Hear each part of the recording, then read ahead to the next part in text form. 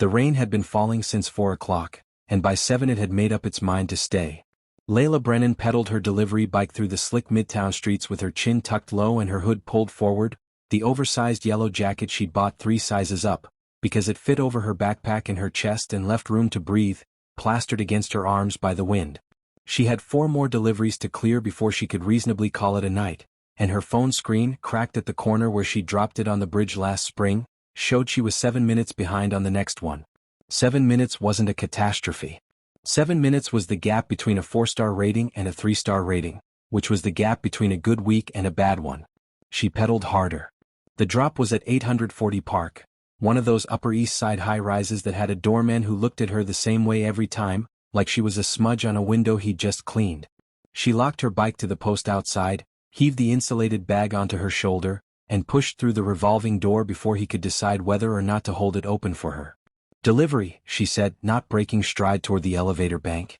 "Residents only past the 23rd floor. I've been here before, Carl." She didn't know if his name was Carl. It didn't matter. The hesitation in his step told her she'd guessed close enough. The lobby split into 2 elevator banks, north and south. She'd been here twice before and both times had gone south, but tonight someone had propped a cleaning cart in front of the south doors, and she swung automatically left, stepping into the north bank corridor without thinking. The elevator nearest to her stood open. She stepped inside, hit 23 and waited, and then heard the voices. 2 men, maybe 3 just around the corner, not in the elevator but in the corridor adjacent to it, speaking in rapid, clipped Italian. She wasn't eavesdropping. She simply understood. That happened sometimes, living in her own head with 7 languages running on rotation.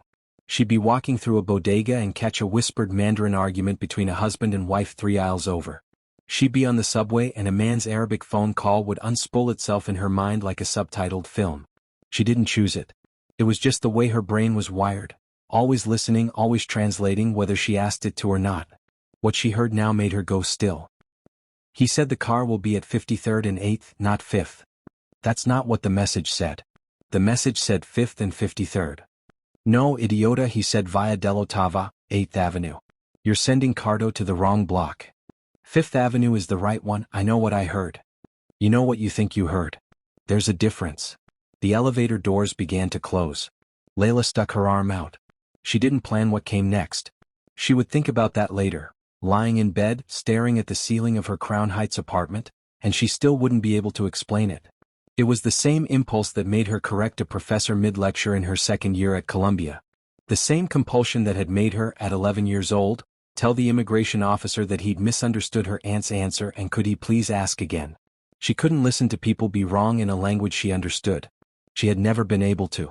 She stepped out of the elevator and spoke. "He said via dell'Ottava," she said. 8th Avenue. Not 5th. The word for 5th would be quinta. He used ottava, which is 8th. Whoever transcribed the message made an error. The 2 men turned. They were large, both of them broad-shouldered in dark coats, with the particular stillness of men who had learned not to react to things too quickly. They stared at her.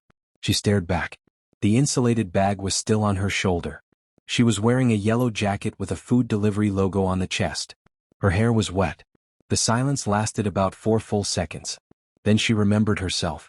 "Sorry," she said, already turning back toward the elevator. It was an easy mistake. Good luck." "Stop." The voice came from behind her, not from either of the 2 men.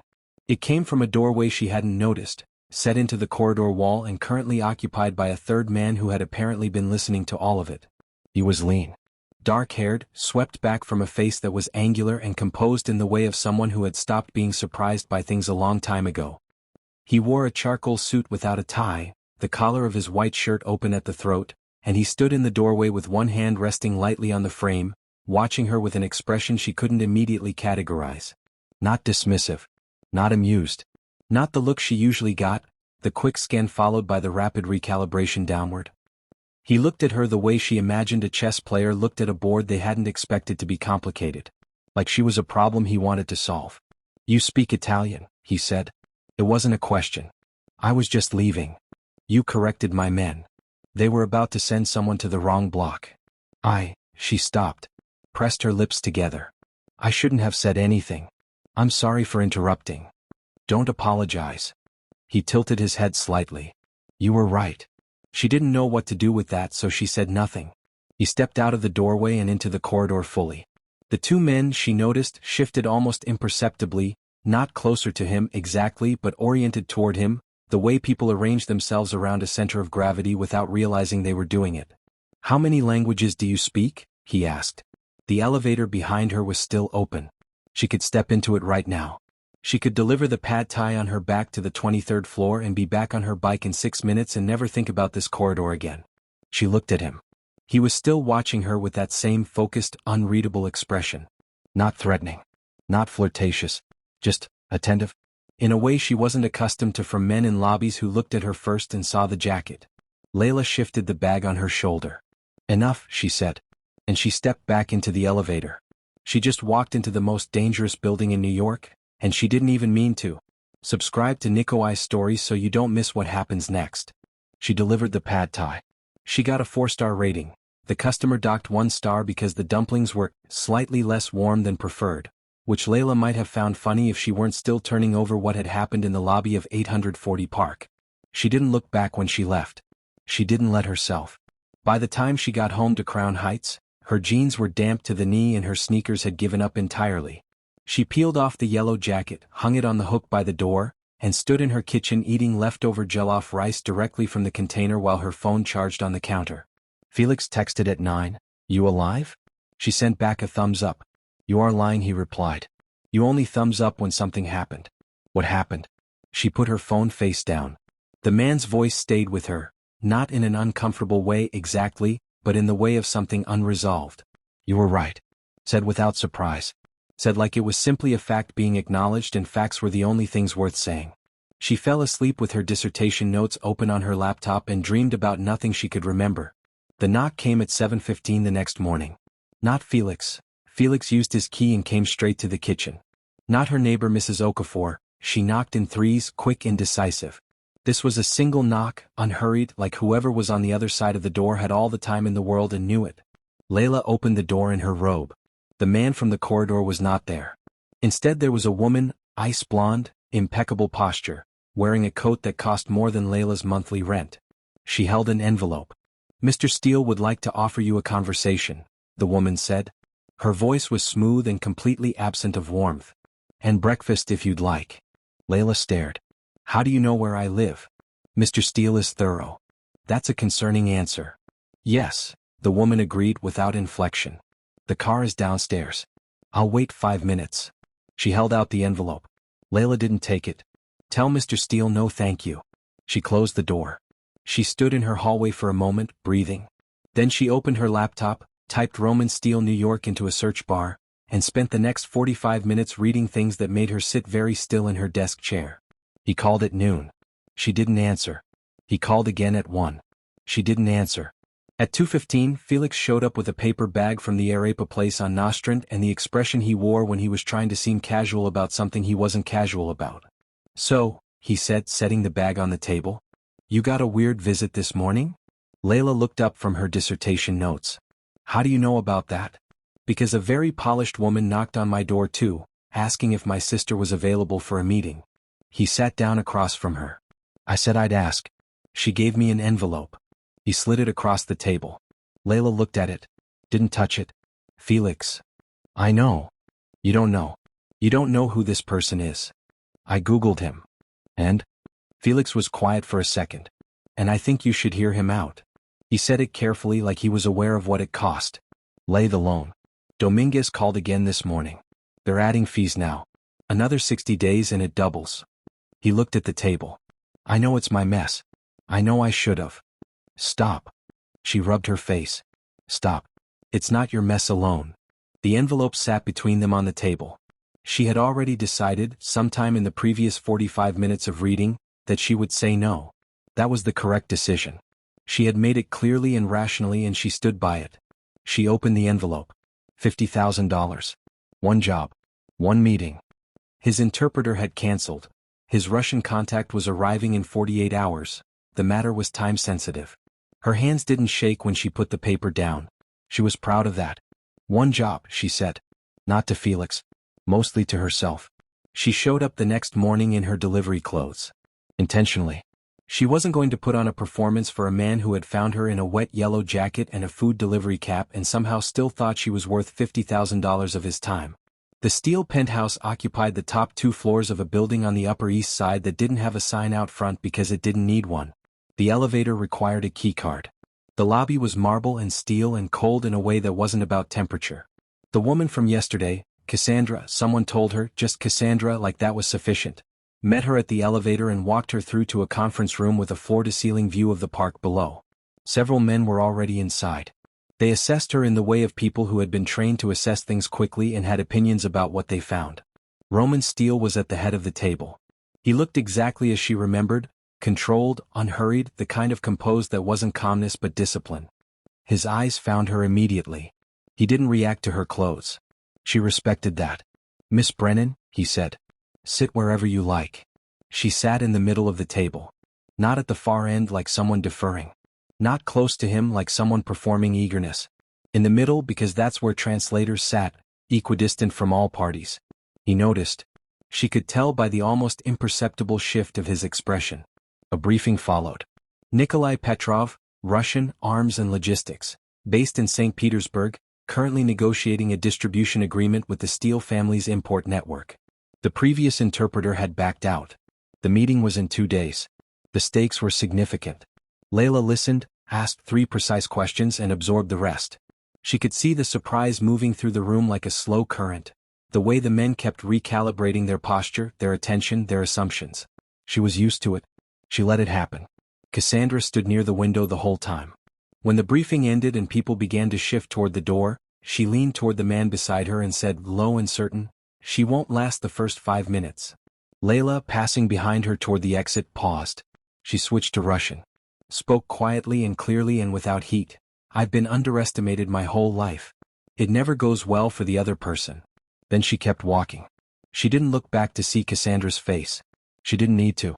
Roman had been in hundreds of rooms like this one. The exchange occupied the top floor of a converted warehouse in the meatpacking district, accessed through a restaurant that existed primarily to give the building a plausible reason for its electricity bill. The room itself was deliberately unremarkable. A long table, good lighting, no windows. The kind of place where the absence of grandeur was its own statement. "We don't need to impress you. You came to us." He had sat at tables like this one when he was 26 and carrying his father's name like a loan he hadn't agreed to. He had sat at them at 32 when the name had become his own. He sat at them now at 41 with the ease of someone for whom power had stopped being a performance and started being a posture. Held so long it was simply how he stood. What he had not done in any of those rooms was bring a food delivery courier. She was seated 2 chairs to his left, in a charcoal blazer she had apparently owned and simply not bothered to show him before today. Her hair was pulled back. She had a legal pad in front of her and a pen she kept clicking once with her thumb, not nervously he'd concluded but as a kind of metronome, keeping herself present.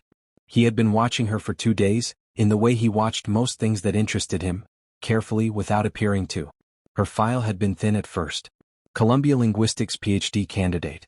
3 academic papers with titles he'd needed a dictionary to parse.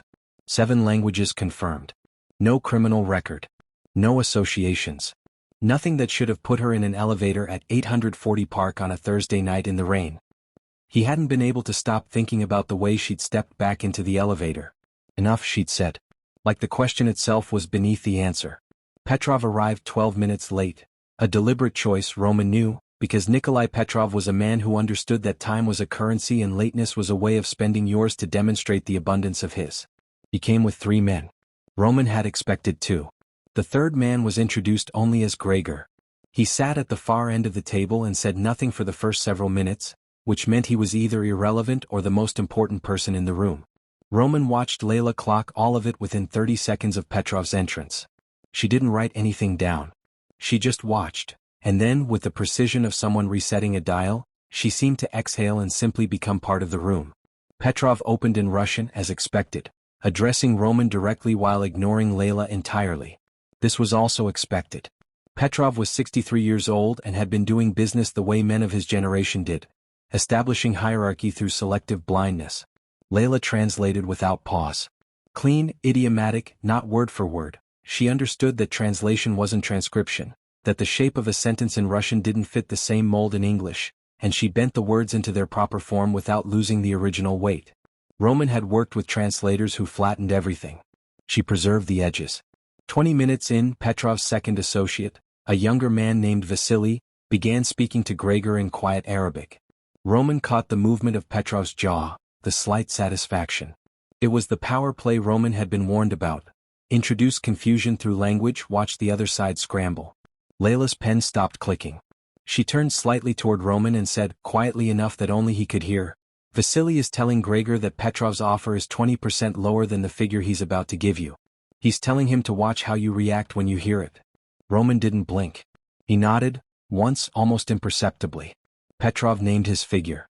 Roman responded with an expression of polite consideration that meant absolutely nothing, and Petrov seemed pleased and the table moved forward. An hour in, the deal was close. The sticking point was a shipping timeline. Petrov's third associate, a Frenchman named Leroux who had not spoken English once since sitting down, was feeding amendments to Petrov in rapid French that were making the Russian's position harder to nail down. Each time Roman's side thought they had agreement, Leroux would murmur something and Petrov would add a condition. Layla leaned forward. Leroux is telling him to hold on the final clause until he can speak with someone called Markov. He says Markov won't be available until Thursday. She paused. He also said, and I'm translating directly, that the delay gives them time to run a background check on the woman at the table. Roman looked at her. She looked at the table. I thought you should know, she said simply. Push for close today, he said. Tell Petrov I have another meeting at 6. She did. The table shifted. And then Petrov, apparently deciding, in the particular way that powerful men sometimes decided, that the room had become too comfortable, looked at Layla and spoke in Russian. His two associates suppressed smiles. Gregor looked at the wall. What he said was not subtle. It was the kind of remark a man made when he wanted to establish that a woman at a table was decorative, not functional. A crude reduction dressed in the bored language of someone who didn't expect to be understood. The table went quiet. Roman felt something shift in his chest, something he filed immediately under irrelevant and addressed later, and kept his expression still. He watched Layla. She didn't flush. She didn't look at him. She looked at Petrov with the same level attention she'd given everyone in the room all afternoon, and then she turned to the table and translated it. Every word. Without softening, without editorializing, without changing a syllable. The silence that followed was of a different quality than the silence before. Petrov understood by the time the last word had landed what had happened. His face moved through 3 distinct expressions in quick succession. His associate stopped smiling. Roman looked at Petrov and said pleasantly, close on the original terms. Today. Or we revisit the conversation we had about Markov. It wasn't a question. Petrov knew it wasn't a question. The deal closed 12 minutes later. The car ride back was quiet. His driver had learned years ago that silence after a meeting meant leave them to it, and the partition stayed up. Roman looked at the city moving past the window. Layla sat on the opposite side with the legal pad on her knee, making small notations that she would probably destroy later. He'd noticed she was careful about written records. Why didn't you soften it? He said. She looked up. Soften what? What Petrov said. She thought about that for a moment. Not evasively, she was choosing her words with the same care she'd used all afternoon. Because you hired me to tell you the truth. That's what he said. She paused. Is that a problem? Roman looked at her. No, he said. It's the first time in years someone hasn't lied in that room. She held his gaze for a moment. Then she looked back down at her notes. The city moved past the window. The partition stayed up. She walked into a room full of dangerous men and held her own in 7 languages. But now Roman's watching her differently, and that might be the most dangerous thing of all. Subscribe to Nikolai's stories for more. The file landed on his desk at 8 the next morning. Cassandra had put it together overnight. She was thorough in the way of someone for whom thoroughness was also a form of loyalty, a demonstration of usefulness, a way of making herself indispensable. He had always appreciated that about her, and lately he had begun to wonder whether he should. He read it twice. Layla Marie Brennan, 28. Born in Philadelphia, raised in New Jersey, relocated to New York at 18 on a full academic scholarship to Columbia University. BA in linguistics in 3 years. MA in the same. Currently ABD, all but dissertation. In a PhD program she was completing part-time while working delivery shifts to cover her living expenses and a personal loan her brother had taken on 18 months ago from a lender who charged rates that occupied a legal gray area just north of predatory. 3 academic papers. He read the titles this time, and then he read the abstracts, and then he sat back in his chair and looked at the ceiling for a moment. She'd been published in journals he'd never heard of, on topics he didn't have the background to fully understand, by the time she was 24. Her committee chair at Columbia had written in an internal commendation that she had an almost preternatural ability to identify structural ambiguity in high-stakes communicative contexts, which he suspected was an academic way of saying she could tell when someone was lying in any language. No criminal record. No associations. No political affiliations, no debts beyond the loan, no relationships flagged in any database Cassandra had access to, which was most of them. She was, by every available measure, exactly what she appeared to be, which was the most suspicious thing about her. Cassandra came in at 9. She sat across from him without being invited. She never waited to be invited. It was a habit he'd tolerated because it was more useful than it was presumptuous, and folded her hands on the desk. She knows too much, Cassandra said. One meeting and she's heard Petrov's name, she knows the structure of the deal, she knows about Markov. That's 3 separate exposure points. She signed the agreement. Agreements are paper. They're more than that when I'm the one who wrote them. Cassandra's expression didn't change. It never changed. That was one of her skills, the absence of readable reaction. She's a liability, Roman. A civilian with full access to a Petrov negotiation who can walk out of here and have a conversation about it in 7 languages with 7 different audiences. She won't. You don't know that. I know enough. Cassandra was quiet for a moment. When she spoke again, her voice was precise and careful, the way it got when she was making an argument she wanted to stay made. There are ways to handle this that don't require ongoing exposure. Roman looked at her. No. I'm saying? I heard what you were saying. He held her gaze. The answer is no. She did her job. She'll be paid and she'll go back to her dissertation and that will be the end of it. He paused. Unless I decide otherwise. Cassandra left without another word. He stood at the window for a long time after. He called Layla that afternoon and asked her to come back to the penthouse. He told her it was about compensation, additional fee for the Arabic and French work that hadn't been in the original brief. It was true as far as it went. She arrived at 6. Still in the blazer, she'd added dark trousers, low boots. She looked, he thought, like someone who refused to dress for anyone else's idea of what she should be, and he found that harder to look at directly than he would have liked. He had dinner sent up. Simple things, good bread, good olive oil, salmon, a bottle of white wine she accepted 1 glass of and didn't touch again. They sat at the table near the window, the park spread below them going dark, the city lights just beginning to assert themselves against the dusk. She was comfortable with silence in a way that was rare. Most people filled it. She let it sit and he found that he was the one who kept talking. He told her more than he'd planned to. Not about the business, he was careful there always, but about the thing underneath the business. The machinery of obligation. The way you could inherit a world and spend 20 years trying to make it into something different from what it had been, and still wake up in rooms like this one, cold and glass and quiet. She listened. When she spoke, her questions were lateral. They came from an angle he didn't expect, and they assumed more understanding than most people showed him.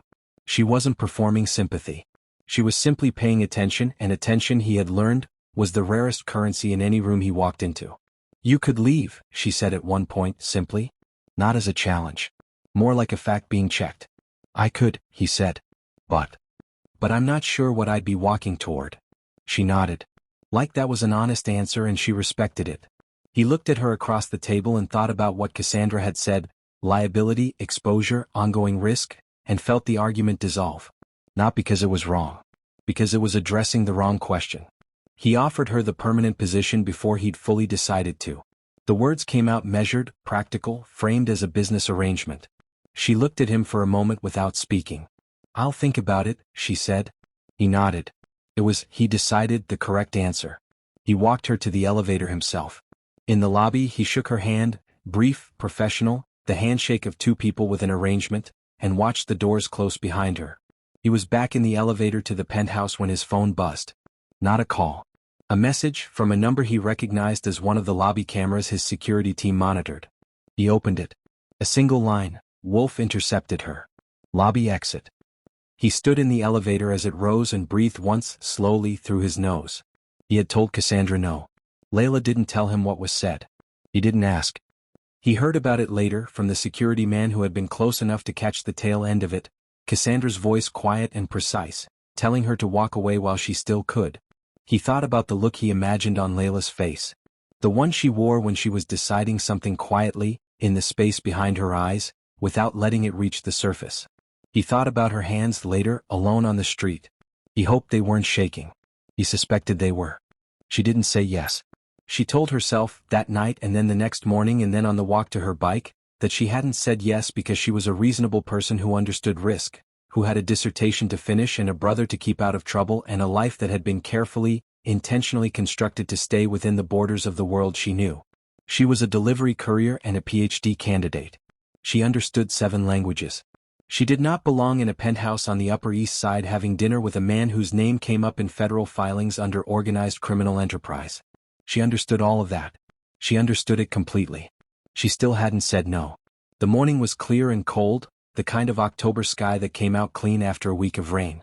She had an early shift, 6 orders preloaded, a route that looped from the financial district up through Tribeca. She liked morning routes. The city hadn't fully woken up yet.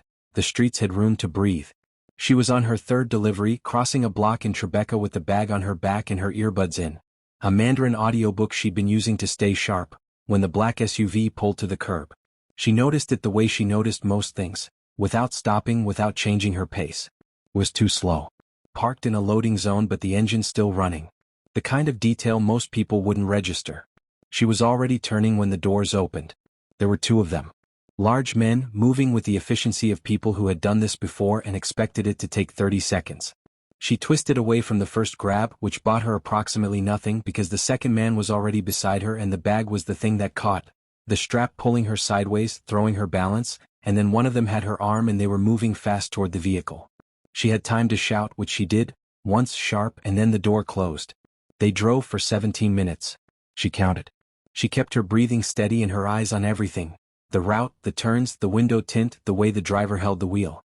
Information was the only currency she had right now and she collected it the way she always had, quietly, without letting anyone see what she was doing. They took her to a parking structure in the west side. 2nd level. 4 men waiting, 2 of Petrov's she recognized from the exchange, 2 she didn't. The one in charge, a man with a scar along his jaw who hadn't been at the meeting, spoke to her in Russian. You work for Steele. I work for a delivery app, she said in Russian, because there was no point pretending otherwise. Mr. Steele hired me for a single translation job. It's done. You translated. You heard things. I hear things in 7 languages every day. I translate them and I move on. She held the man's gaze. Her voice was steady. She was proud of that. Whatever you think I know, I'm not a liability. I'm a contractor with a non-disclosure agreement and a dissertation to finish. I have no interest in anything that happened in that room. The man with the scar looked at her for a long time. Steele values you, he said finally. That makes you useful to us. She said nothing. There was nothing to say to that. She didn't know how long she stood there. Long enough for the cold of the parking structure to work through her jacket. Long enough to understand, in the specific and clarifying way that danger clarified things, what she actually wanted, which was not to be in this parking structure, and also not to go back to the life she'd been living before Thursday night in a lobby on Park Avenue. Both things at once. She held them and said nothing. The door to the stairwell opened. Roman came through it first. Not one of his men.